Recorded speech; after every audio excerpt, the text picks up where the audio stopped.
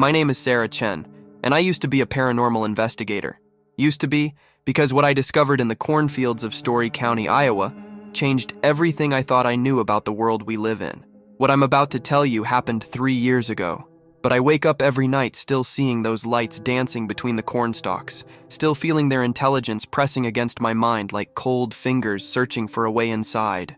I had been investigating paranormal phenomena for almost a decade when I first heard about the cornfield lights. It started with a call from Dr. Margaret Torres, a physicist at Iowa State University who specialized in atmospheric anomalies. She'd been contacted by local farmers reporting strange lights in their fields, lights that appeared every night for weeks at a time, always moving in patterns that seemed deliberate, almost like they were searching for something. What made these reports different from typical UFO sightings was the consistency of the witnesses and the fact that the lights had been appearing in the same general area for over 50 years. The first documented case dated back to 1973, when a farmer named Robert Henley reported seeing basketball-sized orbs of light floating through his cornfield. The lights appeared every night for 2 weeks straight, always between midnight and 3 in the morning, moving in slow, deliberate patterns that followed the rows of corn. Henley described the lights as having an internal luminescence that pulsed in rhythm, like a heartbeat made of light.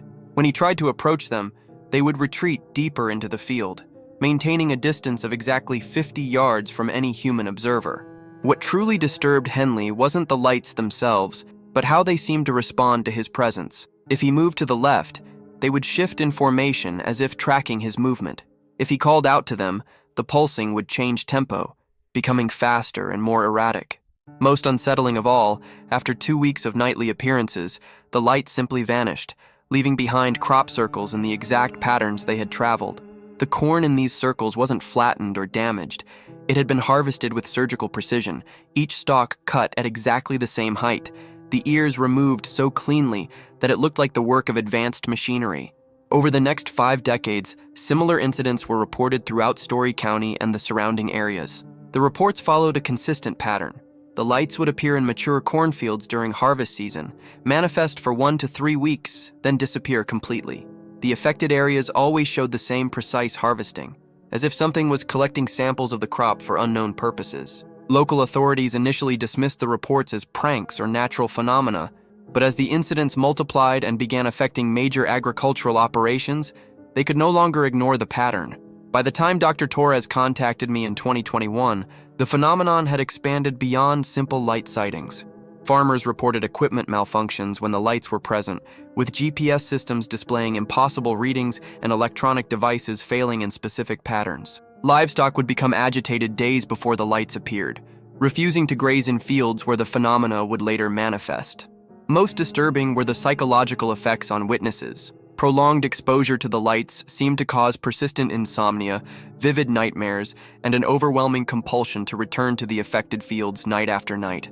The psychological component was what convinced me to take the case.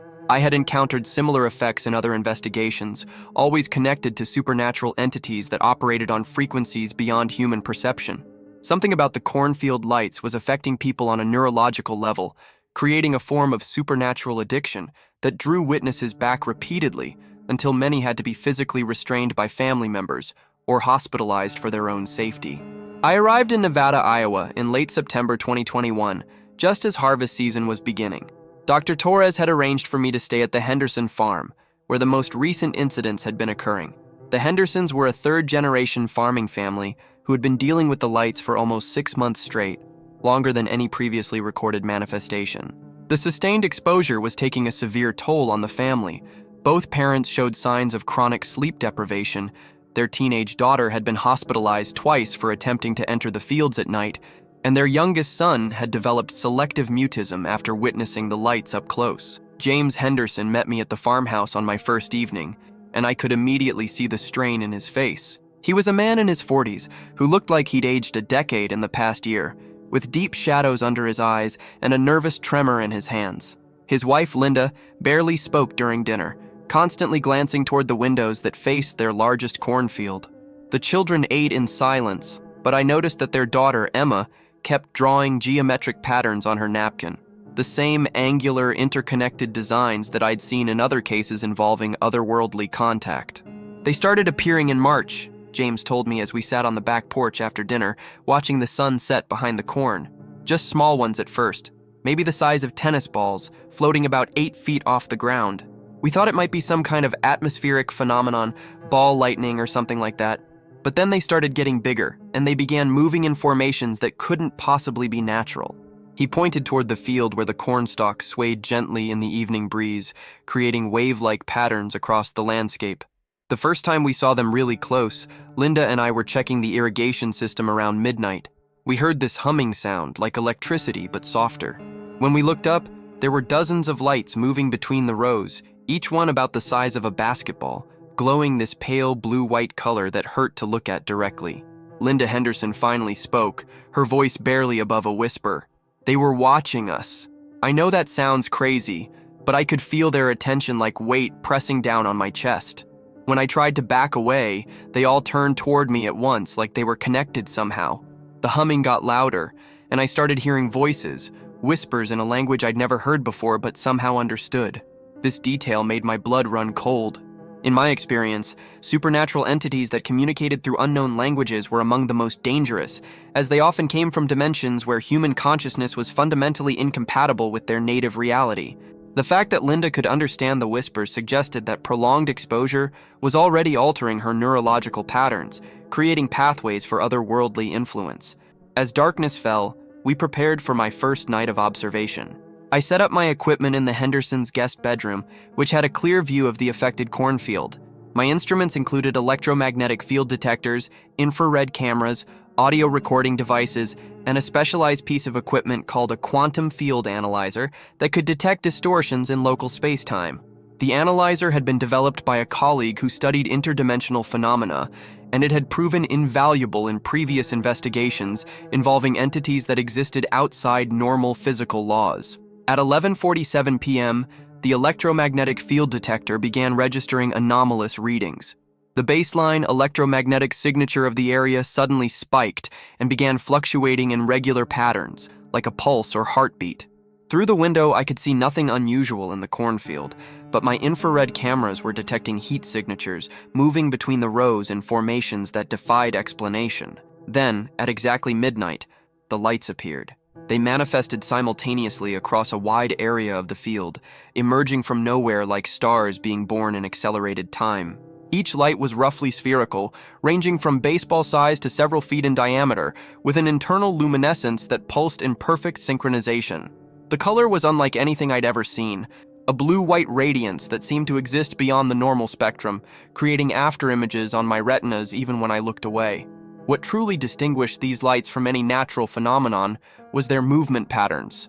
They didn't float randomly or follow wind currents. Instead, they moved with deliberate purpose, maintaining precise formations and executing complex maneuvers that required advanced intelligence. As I watched, a group of smaller lights formed a perfect hexagonal pattern around a larger central orb, rotating slowly while maintaining exact distances from each other. The mathematical precision of their movement was impossible to achieve without sophisticated coordination. The quantum field analyzer went haywire the moment the lights appeared, registering space-time distortions that suggested the entities existed in multiple dimensions simultaneously. The readings indicated that what I was observing wasn't just lights, but three-dimensional cross-sections of beings that extended into spatial dimensions beyond human perception. This explained their seemingly impossible movements. They weren't constrained by three-dimensional physics because they existed primarily in higher-dimensional space. As I documented the phenomena, I began to understand why prolonged exposure affected witnesses so severely.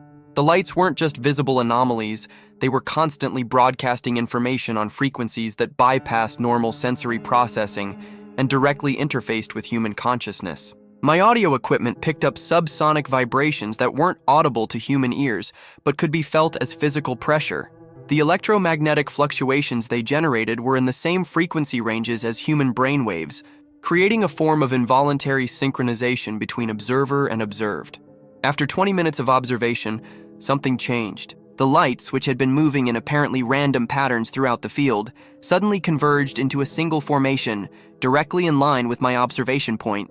They arranged themselves into a complex geometric pattern that resembled a mandala, with larger orbs forming the outer ring and smaller lights creating intricate inner structures. The entire formation then began rotating slowly, and the pulsing of individual lights synchronized into a rhythm that matched my own heartbeat. The realization hit me like ice water in my veins. They knew I was watching them, and they were responding to my presence specifically. These entities possessed awareness and intelligence, and they were attempting some form of communication or contact. The geometric pattern they had formed wasn't random. It was a symbol, a message encoded in light and movement that my subconscious mind was already beginning to interpret.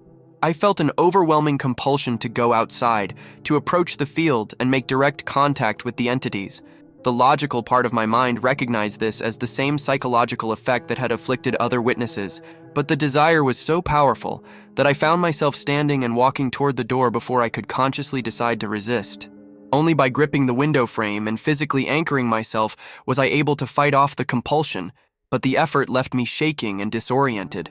The lights maintained their formation for another 10 minutes before gradually dispersing throughout the field. As they moved away from their coordinated pattern, the psychological pressure lessened, but I continued to feel their presence like a low-frequency vibration in my bones. They didn't disappear suddenly. Instead, they gradually faded over the course of several minutes, becoming translucent and then invisible, while the electromagnetic readings slowly returned to normal. The next morning, I examined the field where the lights had been most active. Just as previous witnesses had reported, the corn in specific areas had been harvested with impossible precision. The affected stalks were cut at exactly 18 inches from the ground, with no variation in height despite the uneven terrain.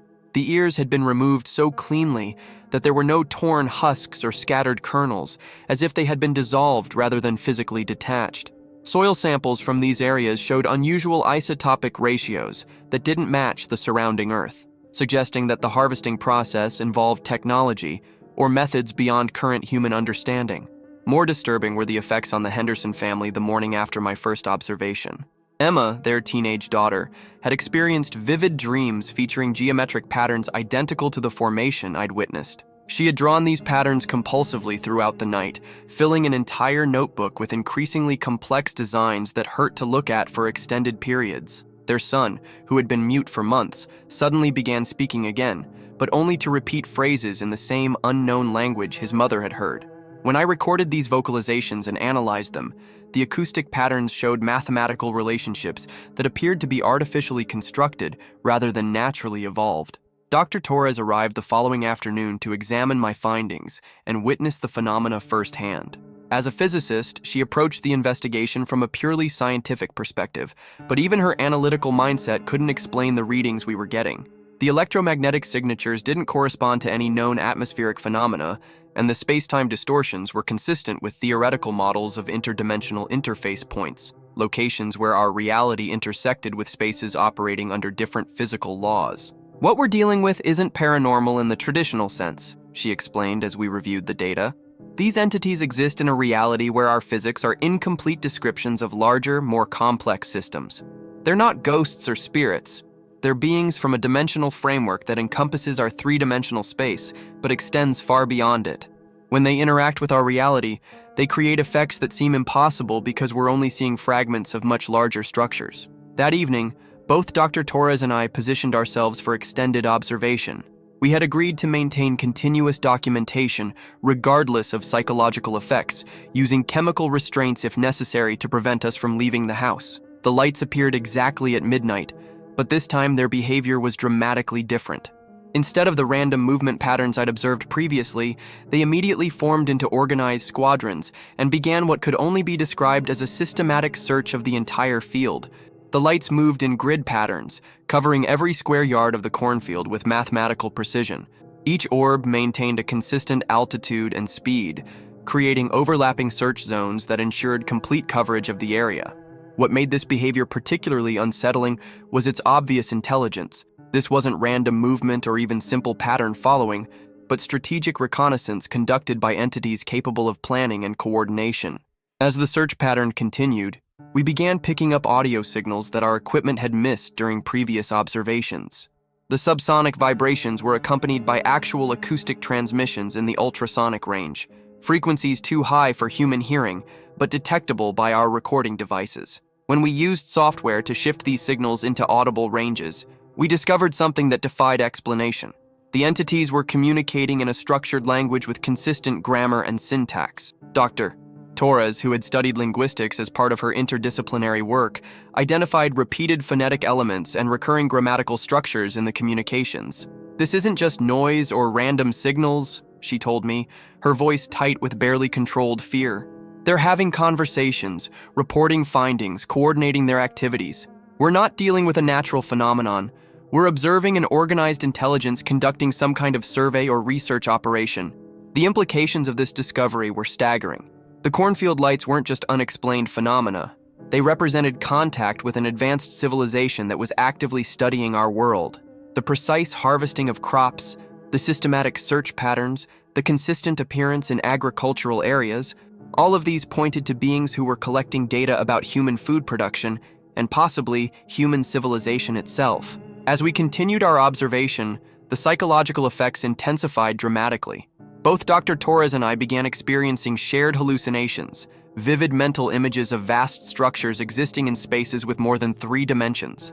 We saw cities that extended in directions our minds couldn't properly process, populated by beings of living light who moved through reality as easily as we move through air. The images came with emotional content that wasn't our own, feelings of ancient purpose, of missions spanning millennia, of patient observation of countless worlds and civilizations. The most disturbing aspect of these shared visions was the sense that we were being evaluated. The entities weren't just studying human agriculture or technology, they were assessing humanity itself, measuring our development against criteria we couldn't understand.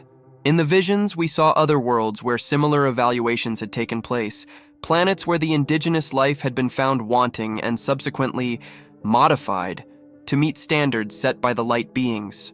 Around 2 a.m., the search pattern suddenly changed. All the lights converged on a single area of the field, creating a formation that resembled a complex 3-dimensional spiral. The electromagnetic readings spiked beyond our equipment's ability to measure, and the space-time distortions became so severe that our quantum field analyzer began displaying error messages indicating that local reality was becoming unstable. Then, in the center of the spiral formation, something began to emerge. At first, it appeared as a distortion in the air, a heat shimmer effect that bent light in impossible ways. Gradually, the distortion solidified into a structure that hurt to perceive directly, a geometric form that existed in more dimensions than human vision could process. Looking at it was like trying to see a sphere while being restricted to 2-dimensional perception.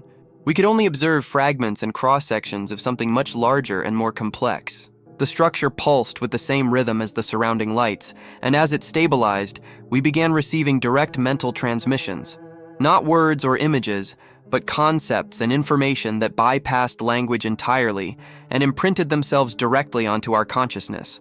We learned that the entities called themselves something that translated roughly as the Surveyors, and that they had been observing Earth for thousands of years, documenting the development of human civilization and evaluating our species for purposes we couldn't fully comprehend.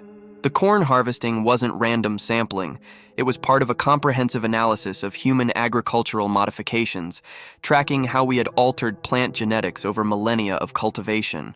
The entities were particularly interested in how our farming practices were changing the fundamental biological systems of our planet, and whether these changes represented progress or degradation according to their incomprehensible standards. Most terrifying was the revelation that we were not the first intelligent species they had evaluated. The mental transmissions contained fragments of memories from other worlds, other civilizations that had undergone similar surveillance. Some had passed their evaluation and been allowed to continue developing independently.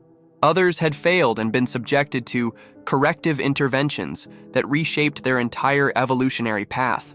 The images we received of these interventions were so disturbing that both Dr. Torres and I began vomiting involuntarily, our minds rejecting information that was too horrific to process. The transmission lasted for approximately 15 minutes, during which we learned that humanity's evaluation was entering its final phase. The increased frequency of manifestations, the expansion of their operations to multiple agricultural regions, the intensified psychological effects on witnesses, all of these indicated that the surveyors were preparing to render their judgment on human civilization. As the geometric structure faded and the lights resumed their previous patterns, we were left with the devastating knowledge that we had witnessed not a paranormal phenomenon, but first contact with an intelligence so advanced that we were to them what insects were to us. Worse, this intelligence was evaluating whether our species deserved to continue existing in our current form, or whether we required correction to meet their standards for planetary stewardship. The remainder of the night passed in a haze of psychological aftershock. The direct mental contact had left both of us with severe neurological effects, persistent migraines, visual distortions, and an overwhelming sense of existential dread that no human mind was equipped to process. We had gazed into the abyss of cosmic significance and discovered that humanity might be nothing more than an experiment subject awaiting final grading. Over the following days, we attempted to document our findings and contact relevant authorities, but quickly discovered that our evidence was both too extraordinary to believe and too dangerous to widely distribute. Government agencies that specialized in unexplained phenomena showed initial interest, but suddenly withdrew their cooperation after reviewing our preliminary reports. Dr. Torres's university colleagues began distancing themselves from her work, and funding for further research was mysteriously withdrawn. The psychological effects of our contact intensified rather than diminished over time. Both of us developed persistent insomnia, finding sleep impossible due to recurring visions of the geometric structures and the overwhelming presence of the surveyors. We could feel them watching us, monitoring our activities, ensuring that we understood the consequences of sharing our knowledge too widely. Several times I woke to find complex mathematical equations written in my own handwriting, formulas describing dimensional physics that I had no conscious knowledge of learning. Dr. Torres began showing signs of severe paranoia, convinced that we were being monitored by both the entities and human agencies seeking to suppress our discoveries. She installed multiple security systems in her home and laboratory, but the equipment frequently malfunctioned in ways that suggested interference by technology beyond human understanding. Electronic devices in her presence began displaying the same geometric patterns that Emma Henderson had drawn, and her research computers would sometimes activate independently to download massive amounts of data from unknown sources. The situation reached a crisis point when Dr. Torres disappeared for 3 days in November 2021. She was found wandering in a cornfield nearly 100 miles from her home, with no memory of how she had arrived there, and no explanation for the complex crop formations that surrounded the location where she was discovered. The formations were far more elaborate than anything previously documented, covering over 20 acres in interconnected geometric patterns that could only be fully appreciated from aerial photography. When she recovered enough to speak coherently, Dr. Torres described extended contact with the surveyors during her missing time. She had been taken aboard what she could only describe as a dimensional facility, a structure that existed simultaneously in our reality and in the higher dimensional spaces where the entities naturally resided. There, she had been subjected to comprehensive examination, not just physical, but psychological and spiritual evaluation that assessed every aspect of her being against criteria that transcended human understanding. The entities had shared more complete information about their evaluation of humanity. Earth was one of thousands of worlds under their supervision, planets where intelligent life had emerged and required assessment for long-term viability. Their standards were based on a species' ability to achieve sustainable coexistence with their planetary ecosystem, development of technologies that enhanced rather than degraded their world's biological systems, and evolution toward forms of consciousness that could interface with the cosmic intelligence network that connected all advanced civilizations. By these standards, humanity was failing catastrophically. Our agricultural practices were destroying soil systems that had taken millions of years to develop. Our industrial activities were triggering a mass extinction event, and our social structures were increasingly oriented toward consumption and conflict rather than sustainable development. Most damning was our apparent inability to recognize the interconnected nature of cosmic consciousness, remaining trapped in primitive individualistic thinking that prevented us from joining the larger community of intelligent life. The surveyors had given humanity approximately 50 more years to demonstrate significant improvement in these areas. If we failed to meet their standards by that deadline, corrective intervention would be implemented. Dr. Torres had been shown examples of such interventions on other worlds, and the images had left her catatonic for several hours. Entire civilizations had been restructured at the genetic level, their developmental paths altered to ensure compatibility with cosmic standards for planetary stewardship. After Dr. Torres shared this information, we both understood that we could never return to normal lives. The knowledge we carried was too devastating to ignore, but too dangerous to publicize. We were trapped between the obligation to warn humanity about its impending evaluation and the certainty that doing so would result in either ridicule or elimination by forces seeking to maintain the status quo. I left Iowa in December 2021, but the cornfield lights followed me. No matter where I traveled, I would find evidence of similar phenomena in agricultural areas. The lights appeared in wheat fields in Kansas, soybean farms in Illinois, and corn crops throughout the Midwest. Each manifestation followed the same pattern: precise geometric formations, systematic harvesting, and psychological effects on witnesses that suggested ongoing evaluation and data collection. The psychological burden of this knowledge has been overwhelming. I found it impossible to maintain normal relationships or pursue routine activities while carrying the awareness that humanity is under surveillance by beings who consider us little more than interesting specimens in a cosmic experiment. Every news report about environmental destruction, every example of human conflict and short-sightedness serves as evidence that we are failing the evaluation that will determine our species' future. The most disturbing development occurred 6 months ago, when the manifestations began changing in ways that suggested the surveyors were entering the final phase of their evaluation. The lights started appearing in urban areas for the first time, no longer confined to agricultural regions. Reports came in from city parks, rooftop gardens, and even indoor facilities where food was grown. The entities seemed to be conducting comprehensive surveys of all human food production systems, gathering final data before rendering their judgment. I've also noticed changes in people who have been exposed to the phenomena. Like Emma Henderson drawing geometric patterns, witnesses are beginning to exhibit signs of altered consciousness that suggest ongoing contact with the surveyors. Some develop the ability to predict the light's appearances with perfect accuracy. Others begin speaking in the same unknown language, sharing information that they couldn't possibly have learned through normal means. A few have started creating art and writing that depicts concepts from higher dimensional physics, as if they're being prepared for something beyond current human understanding.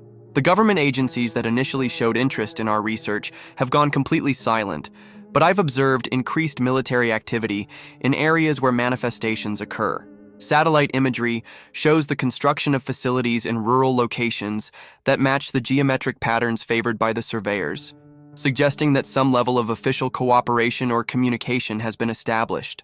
Whether this represents humanity's attempt to negotiate with our evaluators or preparation for the corrective intervention they've threatened, I cannot determine. What terrifies me most is the growing realization that the surveyor's evaluation isn't limited to observing humanity from a distance. They're actively influencing our development, subtly guiding our choices to see whether we can be steered toward meeting their standards. The increasing environmental awareness among younger generations, the development of sustainable technologies, even the growing recognition of humanity's need to cooperate on global challenges, all of these could be the result of psychological manipulation designed to test whether we're capable of the changes they require. The cornfield lights continue to appear throughout agricultural regions, but now I understand that they're not just unexplained phenomena, they're the visible manifestation of humanity's final examination. Every night they appear, the surveyors are collecting data, measuring our progress, determining whether our species deserves to continue existing in our current form or requires fundamental alteration to meet cosmic standards for planetary citizenship. I've attempted to continue my research despite the personal cost, documenting new manifestations and tracking the psychological changes in long-term witnesses. The patterns suggest that we're approaching the culmination of the surveyor's evaluation, a moment when they will render final judgment on humanity's worthiness to join the cosmic community of advanced intelligences. The most recent manifestations have included direct communication attempts, with multiple witnesses reporting detailed conversations with the entities. The content of these conversations is consistent. Humanity has made some progress toward meeting their standards, but not enough to guarantee our survival in our current form. We're being offered a choice: voluntary cooperation with a transformation process that will fundamentally alter human consciousness and society, or involuntary intervention that will achieve the same results through means we cannot resist. Those who have experienced direct contact describe the transformation process as a form of evolutionary acceleration, advancing human development by thousands of years in a matter of generations. The result would be a humanity capable of sustainable planetary stewardship and cosmic consciousness, but one that would bear little resemblance to our current form. Individual identity would become secondary to species-wide cooperation, competition would be replaced by collaboration, and our entire relationship with the natural world would be restructured according to principles we don't yet understand. The deadline for humanity's voluntary cooperation is approaching rapidly. The surveyors have indicated that they will begin implementing corrective intervention within the next decade if we fail to demonstrate sufficient progress toward meeting their standards. The cornfield lights that continue to appear throughout agricultural regions aren't just mysterious phenomena, they're countdown timers marking humanity's remaining time to prove worthy of continued existence. As I write this account, I know that sharing this information puts me at risk from both the surveyors, who prefer to work without public awareness of their activities, and human agencies seeking to prevent widespread panic about our species' precarious situation. But the psychological burden of carrying this knowledge alone has become unbearable, and perhaps others who have witnessed similar phenomena will recognize the truth in my account. The lights are still out there, in cornfields across America and around the world. They're still watching, still evaluating, still preparing for the moment when they'll implement whatever judgment they've reached about humanity's future. Those of us who have seen them directly know that time is running out, that the cosmic intelligences observing our world have already decided that humanity cannot continue in its current form. The question that haunts me every day is whether the transformation they're planning represents evolution or extinction, whether the humanity that emerges from their intervention will still be recognizably human or something else entirely. The surveyors claim their modifications will preserve what's valuable about human consciousness while eliminating the destructive patterns that threaten planetary stability. But their definition of valuable may not align with our own understanding of what makes us human. Tonight, as every night since my encounter in Iowa, I'll watch the sky for signs of those impossible lights. They could appear anywhere now. Above cities, in suburban neighborhoods, even indoors where artificial growing systems provide the agricultural focus that seems to attract their attention. Each appearance brings us closer to the moment of final judgment, when the surveyors will reveal whether humanity passes or fails the cosmic evaluation that will determine our species' ultimate fate. The cornfield lights are no longer just a paranormal mystery. They're harbingers of the most significant event in human history. The moment when we learn whether we're worthy of continued existence in the eyes of intelligences beyond our current understanding. And based on everything I've witnessed, I fear that we're going to fail that test, and that the humanity our children inherit will be shaped by forces that consider our current form nothing more than a rough draft in need of extensive revision. The lights are coming. They've always been coming. And when they arrive in force to implement whatever judgment they've reached about our species, we'll finally understand that the mysterious phenomena in Iowa's cornfields were never just unexplained lights. They were the advanced scouts of our cosmic transformation, the harbingers of humanity's graduation to a form of existence that we cannot yet imagine and may not survive. If this terrifying account of interdimensional surveillance resonates with your own unexplained experiences, please share your story in the comments below. Have you witnessed mysterious lights in agricultural areas? Experienced unexplained psychological changes after paranormal encounters? Your experiences could be crucial pieces in understanding humanity's cosmic evaluation. Don't forget to subscribe and hit the notification bell to stay updated on our ongoing investigation into phenomena that challenge everything we thought we knew about our place in the universe. Like this video if you believe the truth about otherworldly contact deserves to be shared, and consider supporting our research by joining our community of truth seekers dedicated to uncovering the reality behind paranormal mysteries. Share this video with others who are ready to confront the possibility that humanity is under evaluation by intelligences beyond our current understanding. Together, we can piece together the full scope of what these entities are planning for our species' future. The lights are still out there. The evaluation continues. And time is running out for humanity to prove worthy of continued existence in our current form.